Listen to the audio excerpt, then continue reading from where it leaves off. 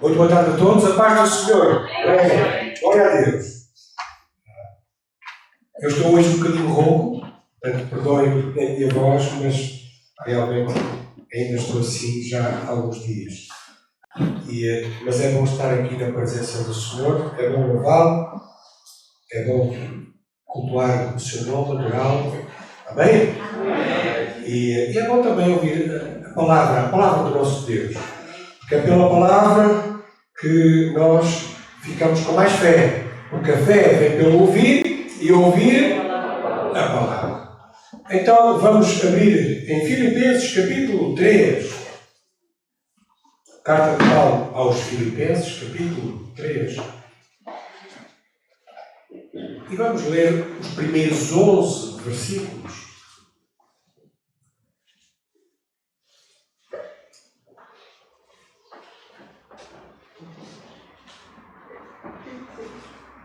Filipenses 3, de 1 até 11.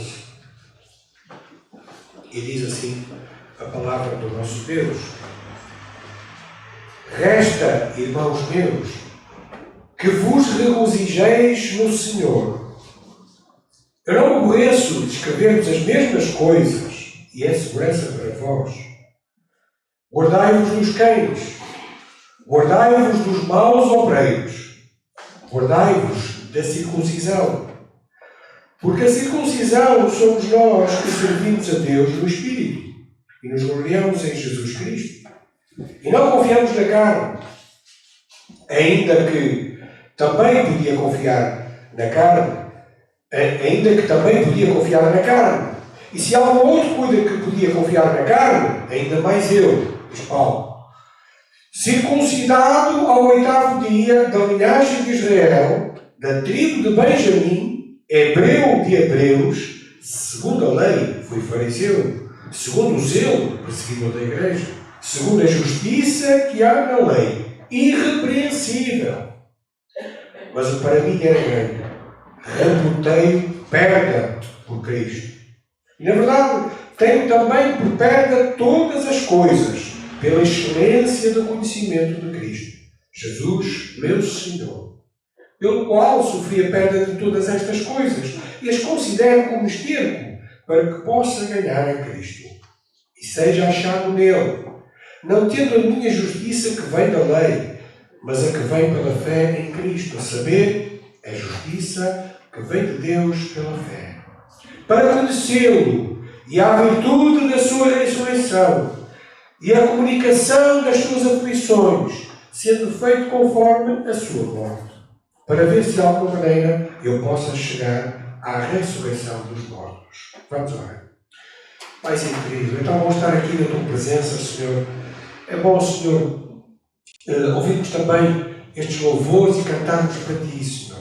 E, sobretudo agora, Senhor, queremos pedir que o Espírito Santo possa falar a cada coração que está aqui nesta tarde e todos os outros que vão ouvir esta mensagem, Senhor.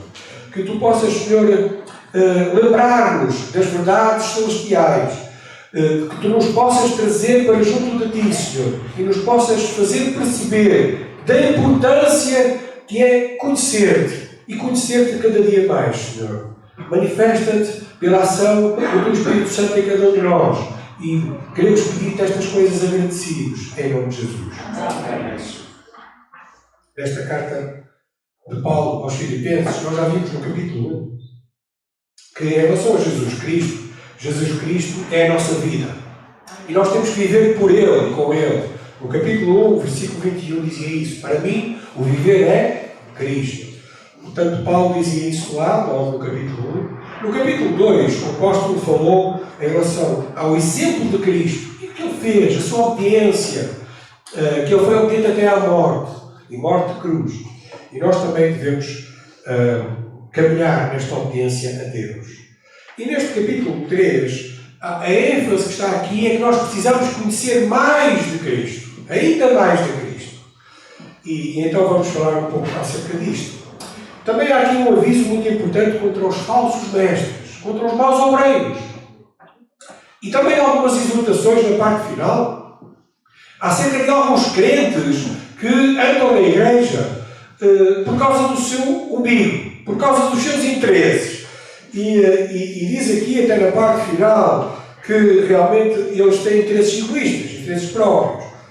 E vivem segundo o mundo, de uma forma mundana. Então nós devemos não ser esse tipo de crentes. Paulo estava preocupado aqui com o ensino. E nós hoje vamos falar um pouco acerca disso, da importância da doutrina. E como é importante, nós estamos numa igreja que prega a sã doutrina. Amém?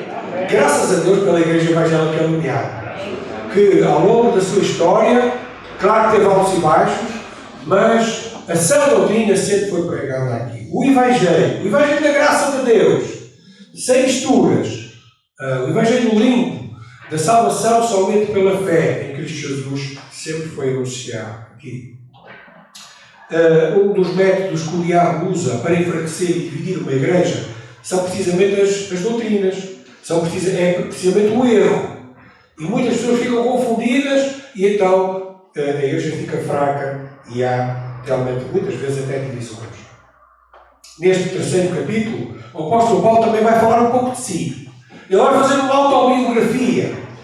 Não está errado nós falarmos de nós, irmãos, desde que seja para a glória de Deus. E o apóstolo vai falar aqui então daquilo que ele fez, daquilo que ele era, também das suas qualificações, mas ele vai concluir que o mais importante de tudo não são as qualificações que nós temos, mas o mais importante de tudo é conhecer mais Cristo. E essa vai ser a ênfase desta mensagem também. O versículo 1 começa logo com a temática da carta. Qual é a grande temática? Resta-vos, irmãos meus, que vos regozijeis no Senhor. O que é que quer dizer regozijeis? Alegrais muito, ou seja, tende bastante alegria no Senhor.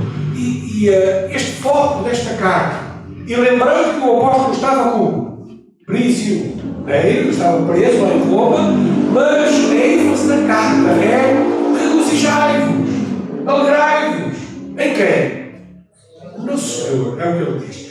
E este é o segredo da vida cristã abundante. Qual é o segredo da vida cristã abundante? É, em vez de olhar para as circunstâncias, para as nossas dificuldades, para as nossas prisões, é olhar cada vez mais para o Senhor Jesus, não é? Ele realmente está interessado em nos abençoar e nos ajudar nessa jornada. Então devemos colocar os nossos olhos não nas circunstâncias adversas, nas prisões, nas dificuldades, nas doenças, nas lutas, mas sobretudo no Senhor. Amém? Glória a Deus. Paulo não se aborrecia também, diz o versículo 1, de repetir as mesmas coisas.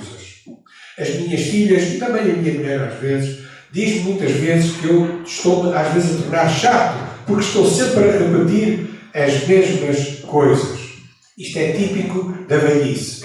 Não sei porquê, mas a Gisela não concluí. Mas é o olhar da amor, certamente. Mas, irmãos, com a idade avançando, parece que nós começamos a repetir as mesmas coisas. Faz parte da velhice, queridas filhas. Por isso, é normal. Mas o apóstolo diz aqui que não se cansava de repetir as mesmas coisas. Porquê? E ele até diz que isto é segurança. Sabem uma coisa que também acontece com o avançar da idade? Nós vamos nos esquecer das coisas. Sim ou não? É verdade. Eu já não tenho a mesma memória que tinha aqui há 20 anos atrás. Esqueço de muitas coisas. E às vezes até coisas importantes. Por exemplo, a semana passada esqueci-me de anunciar aqui as bodas de ouro do nosso irmão. Esqueci. Isto estava escrito, ainda pior. Mas a idade é assim. Muita coisa na cabeça. De qualquer forma, irmãos, o apóstolo diz que não se cansava de repetir, de insistir de escrever as mesmas coisas. Porquê? Porque é segurança para nós. A repetição é um meio didático impressionante, não é, Gisele? As crianças precisam às vezes repetir muitas coisas para fixarem e memorizarem. E o que é que nós devemos repetir muitas vezes as mesmas coisas? As coisas boas. A palavra de Deus. Se nós queremos guardar a palavra de Deus no nosso coração, precisamos memorizá-la e repeti-la muitas e muitas vezes. É uma prática da escola dominical e espero que continue sempre. Então a repetição é um excelente recurso didático para nós fixarmos as coisas importantes. E o apóstolo continua, no versículo 2, dizendo: guardai-vos dos cães.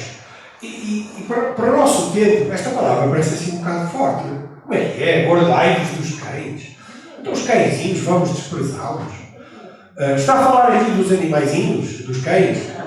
Não está. Então a coisa parece que ainda se torna mais grave. Porque no nosso contexto também, não só nós gostamos muito dos cãezinhos, ainda bem, e dos gatinhos, e dos animais domésticos, mas chamar cá outra pessoa é um elogio. Não é? É um insulto, é uma coisa grave.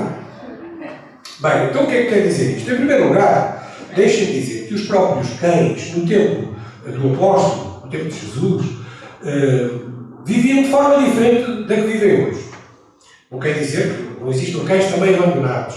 Mas os cães naquela altura eram animais desprezados completamente. Eles viviam em bandos, comiam do que achavam, tentavam pilhar as coisas. Eles não eram bem aceitos na sociedade. Pouca gente domesticava e aceitava ter cães em casa. E além disso, por exemplo, os judeus consideravam um animal imundo, completamente. Não comiam carne de cão. Eu espero também que aqui ninguém coma. Mas, por exemplo, os chineses comem, e outras culturas comem, não é? E há quem coma carne de cavalo também. E diz que é bom. E há bifes que parecem carne de cavalo, não é? Também já provaram esses, pronto. Mas, realmente, os cães para os judeus eram animais impuros e imundos e que não queriam nada com eles.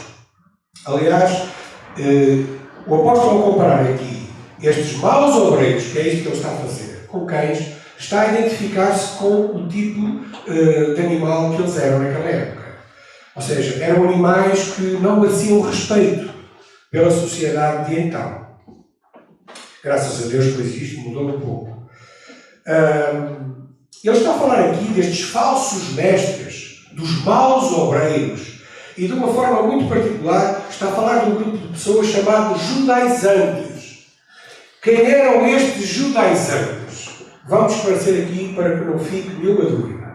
Estes judaizantes eram judeus que estavam a aceitar o Evangelho de Jesus, estavam-se a converter e estavam a vir para as igrejas. Só que eles estavam a causar um problema muito sério. Qual era o problema dos judaizantes? Eles estavam a querer misturar a fé em Jesus com os rituais judaicos.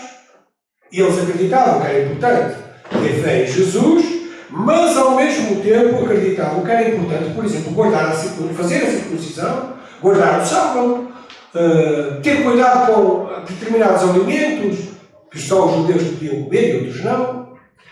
E estavam a guardar as práticas da aliança e a introduzi-las nas igrejas. E a dizer, não, a vontade de Deus é que nós vamos a Jesus, mas também precisamos fazer as outras coisas. E isto estava a causar um rebuliço nas igrejas daquele tempo. Isto foi tão sério que este problema até chegou à igreja em Jerusalém, foi feito um concílio precisamente para esclarecer esta questão. E foram dadas instruções às igrejas como é que elas deviam proceder em relação a esta matéria. Vamos ler Gálatas capítulo 1, versículo 6 até 9. Gálatas é a epístola, é a carta que está mesmo atrás de Efésios, os Filipenses. Gálatas 1, 6 até 9.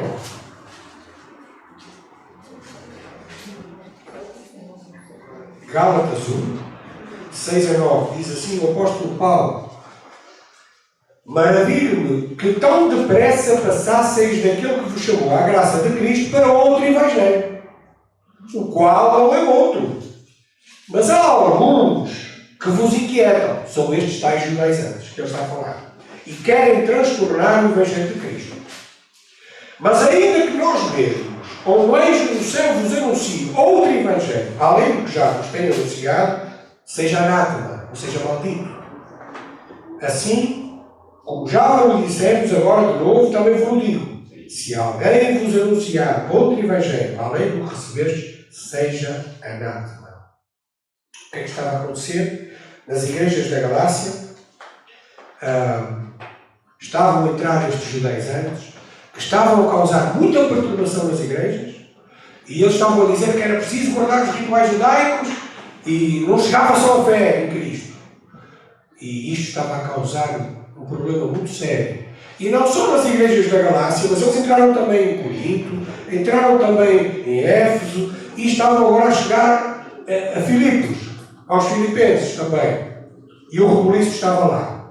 E então o apóstolo vai escrever: guardai-vos destes maus obreiros, diz no versículo 2. Guardai-vos da circuncisão. E ele então vai falar aqui neste exemplo da circuncisão, que para o cristão não é necessário. E os homens dizem graças a Deus. Amém? Ainda bem que não temos que praticar a circuncisão aos nossos bebés, nem aos homens, que se convertem em Cristo. Realmente não precisamos de um sinal exterior, conforme os judeus pensavam, quando temos fé em Cristo. Não precisamos desta evidência do judaísmo, precisamos apenas confiar em Jesus pela fé. A circuncisão verdadeira, disse o apóstolo aqui, é interior, é do coração. É o nosso coração que precisa ser rasgado. É o nosso coração que precisa estar sensível à operação do Senhor.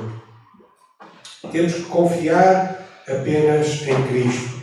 E é bom realçar que a espiritualidade verdadeira não se baseia nas coisas exteriores. Não é porque nós vimos ao culto, irmãos, que somos mais espirituais que aqueles que não vêm. É claro que é bom vir ao culto. Não é por nós praticarmos isto ou aquilo que somos melhores que os outros cristãos.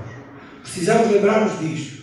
Agora também acreditamos que aquele que é um bom cristão, ele vai evidenciar na sua prática, no seu viver, um bom testemunho, as boas marcas do bom cristianismo. Está bem?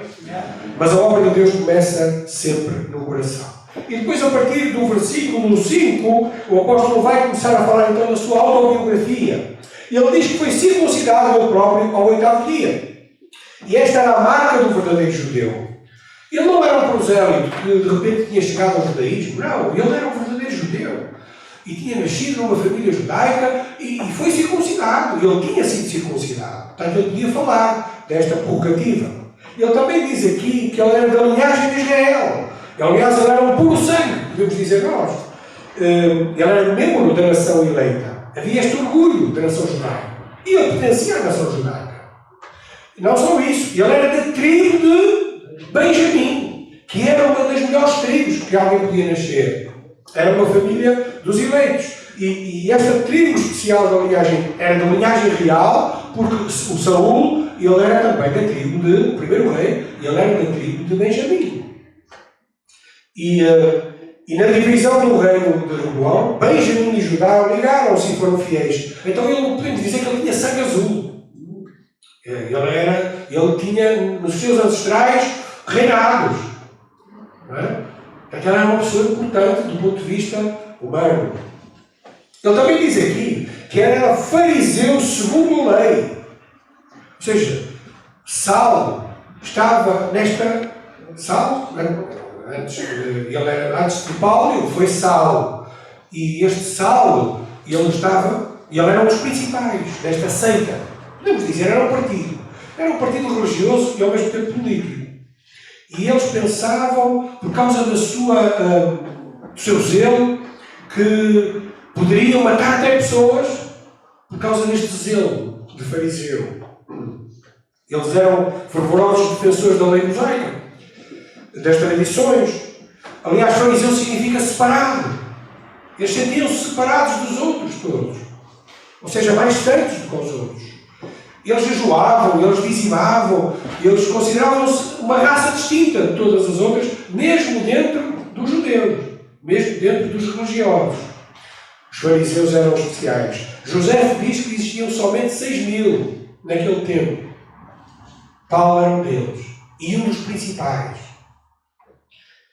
Ele, aliás, diz mais à frente que com zelo perseguiu a igreja. Era uma característica também dos fariseus. Eles não admitiam que os cristãos estivessem a crescer. Então houve uma perseguição feroz, liderada até por Saulo. E Estevão foi o primeiro mártir, nós sabemos, e vemos que lá estava também quem? Saulo, observando todo aquele martírio. Por último, ele diz que segundo a lei ele foi irrepreensível. Ou seja, ele segundo a lei ele guardava todas as minúcias da lei. Ele era zeloso, ele era cumpridor, ele não falhava. Segundo a sua própria justiça judaica e religiosa, ele era um bom religioso. E ele não tinha nenhum traço de má consciência de si próprio. Mas apesar de todas estas distintas qualidades, o que é que ele diz agora? Ele considerava que tudo isto era como esterco, ou refúgio, ou lixo. Não há dúvida que Saulo ele tinha umas prerrogativas muito elevadas do ponto de vista religioso e judaico. Mas do ponto de vista de Deus e do ponto de vista cristão, tudo isto não valia nada para ele agora. É por isso que ele diz no versículo 7 que era ganho, reputei por perda. Que era ganho outrora, o apóstolo vai dizer agora aqui que para ele já não significa nada. Já não é importante ser circuncidado, já não é importante ele ter sido fariseu, já não é importante ele ter sido zeloso da lei, já não é importante ele ter sido um feroz perseguidor da igreja e daqueles que faziam na sua ótica mal, porque ele agora era um servo de Cristo. O grande alvo de Paulo agora era outro. Qual era? Conhecer ainda mais Jesus Cristo. E ele diz isto logo aqui, não é? No versículo 8. Na verdade, tenho também por perto todas as coisas, pela excelência do conhecimento de Cristo Jesus, meu Senhor. Qual era o grande alvo de Paulo? Conhecer Jesus Cristo. Mas então fica aqui uma pergunta. Então, mas Paulo já não conhecia Jesus Cristo? Não conhecia Paulo o Senhor Jesus? Não era ele um crente? Que conhecimento de Jesus fala aqui Paulo? Nós temos que explicar isto.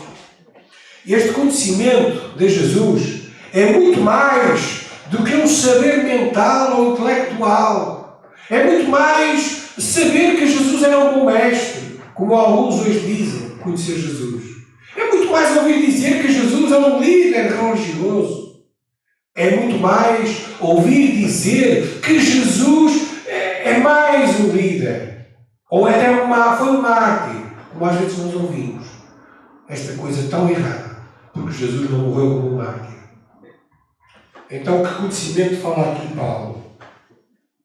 O conhecimento que Paulo fala aqui é um conhecimento que implica uma experiência transformadora de dentro para fora. É um conhecimento que implica conversão espiritual, implica nascer de novo, implica passar da morte para a vida, das trevas para a luz. E quando ele tem este primeiro encontro com Cristo, que foi lá na estrada de Damasco, e ele conheceu ali verdadeiramente quem era Jesus. Eu sou Paulo, aquele que tu percebes. Eu sou o Senhor, eu sou o teu Salvador. E a partir dali, ele já não conhecia Jesus do mesmo modo. Jesus já era o seu Salvador. Jesus já era o seu Senhor. Jesus já era aquele que comandava a sua vida. Como é que tu conheces Jesus? Quem é Jesus para ti? Que tipo de conhecimento tu tens de Cristo? É a pergunta para esta tarde. O próprio Jesus enfatizou esta necessidade que nós temos de conhecer mais dele. Lá em João capítulo 17, versículo 3, quando ele diz: a vida eterna é esta, que conheçam a ti por único Deus verdadeiro e a Jesus Cristo a quem enviaste. Precisamos conhecer Deus. E como é que conhecemos Deus? Por Jesus Cristo, pela sua palavra. Paulo agora já não conhecia mais Cristo conforme conhecia outrora. Mas a despeito disto, ele desejava conhecê-lo ainda mais. A sua ambição era conhecer mais Cristo. E é neste conhecimento, que é um conhecimento progressivo, que é um conhecimento crescente de Cristo, que reside o poder do cristão. Quanto mais conhecemos Cristo, mais nos conhecemos a nós, que precisamos dele. Quanto mais conhecemos a Cristo, mais confiamos nele. Quanto mais conhecemos a Cristo, menos tememos. Quanto mais conhecemos a Cristo, mais ousados ficamos. E também ele desejava não só conhecer a Cristo, mas ele tinha, parece que aqui, uma certa loucura, uma sã loucura, no versículo 10.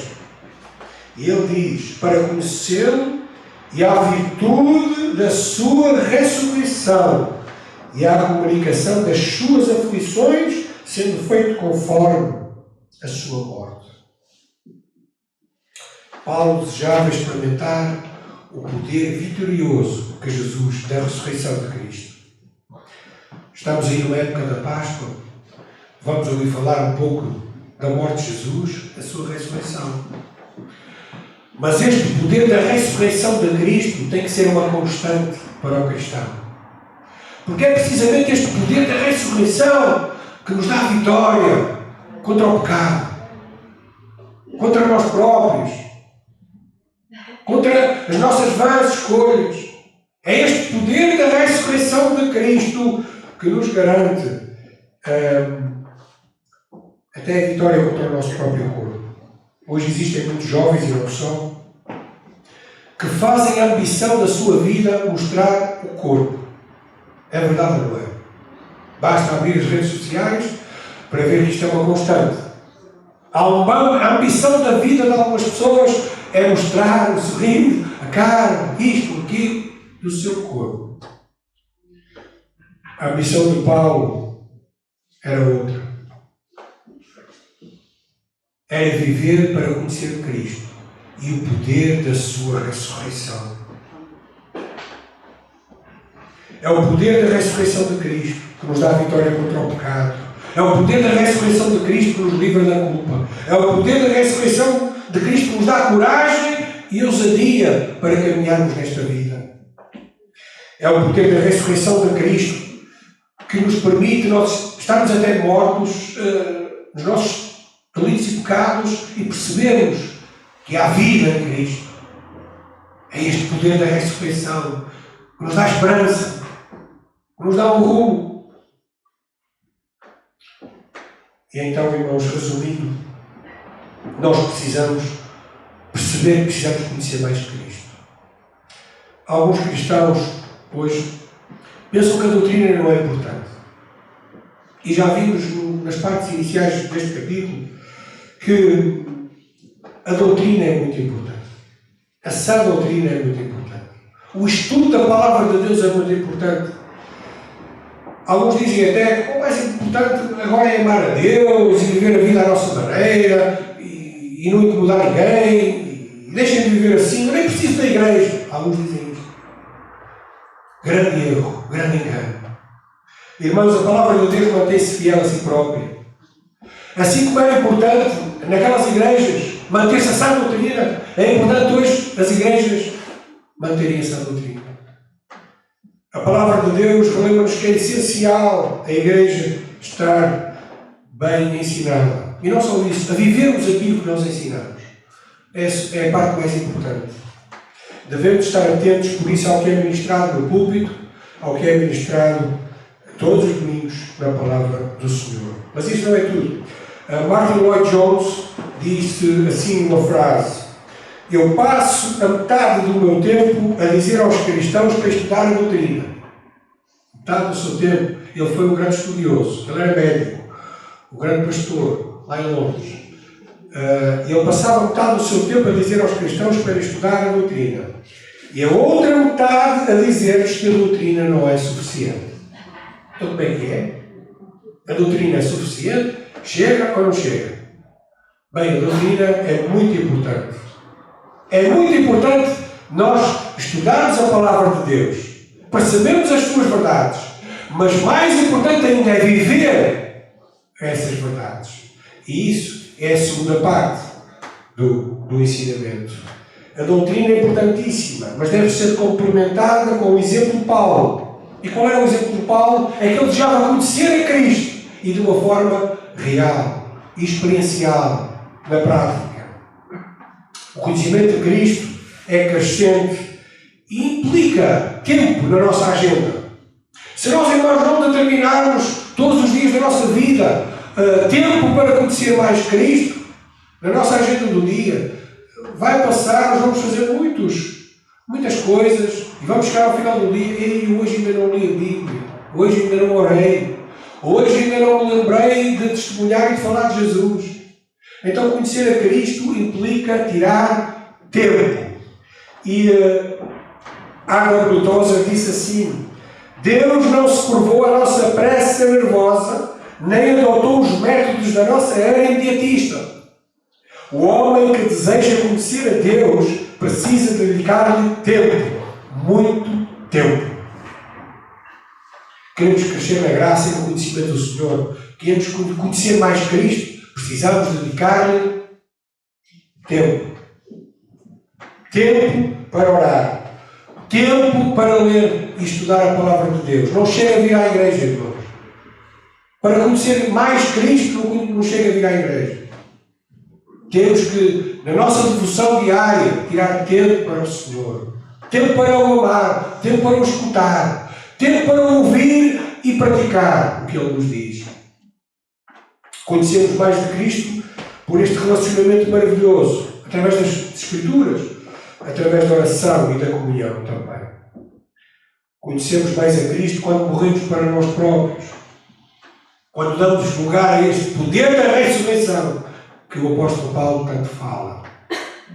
Nós vamos continuar a estudar este assunto, se o Senhor permitir, na próxima pregação, porque o capítulo continua, mas para que não cansemos os irmãos e as irmãs, nós vamos terminar por aqui, mas meditemos só nisto, que é tempo de tirarmos tempo para conhecer mais o Senhor Jesus Cristo.